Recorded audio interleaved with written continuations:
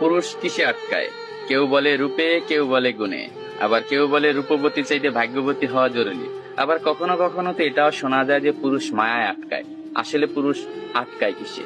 এক দেশের এক রাজা ছিল। তার এত ধন সম্পত্তি থাকা সত্ত্বেও তার জীবনে মনে হচ্ছে ভালোবাসার অভাব। তাকে একা একা বোধ হচ্ছে।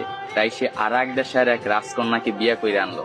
বিয়ে করে আনার পরও তার মনে হচ্ছে তার জীবনে ভালোবাসার অভাব। সে আরো একটা বিয়ে করলো, কিন্তু তারপরও তার মনে হচ্ছে জীবনে ভালোবাসার অভাব। ভালোবাসার অভাব মিটাতে যাইয়া একটা না, দুইটা না, তিনটা না, সে 9টা দেশের রাজকন্যাকে বিয়ে করলো। তার এখন 9টা বউ। তারপরও তার মনে হচ্ছে জীবনে ভালোবাসার অভাব। এট লাস্ট সে তার প্রধান দাসীর প্রেমে পড়ে গেছে। 9টা বউ থাকা সত্ত্বেও রাজা যখন দাসীর প্রেমে পড়ে গেল, এটা সমাজ মায়া নিল না। তার বউরা তো একেবারেই নিল না। তার বউরা রাজাকে প্রশ্ন করলো, এমন কি জিনিস আমাদের ভিতরে নাই যেটা ওই দাসীর ভিতরে আছে? আপনার যদি বউ দরকার হয়, আপনি অন্য কোনো রাজার মেয়েকে বিয়ে করবেন, আপনি দাসীকে কেন বিয়ে করবেন? তখন রাজা বলল, 9টা বউ থাকা সত্ত্বে আমি রাজা হইয়া দাসীর কেন প্রেমে পড়লাম, এটা শুধু আমি তোমাকে না, পুরো বিশ্বকে দেখাবো। এটার জন্য আমি কালকে বড় একটা অনুষ্ঠানের আয়োজন করা হবো। ওই অনুষ্ঠানে আমি প্রমাণ করাই দেব আমি রাজা হইয়া কেন দাসীর প্রেমে পড়লাম। পরের দিনকে একটা বড় অনুষ্ঠানের আয়োজন করা হলো। ওই অনুষ্ঠানে 10টা থালা ছিল।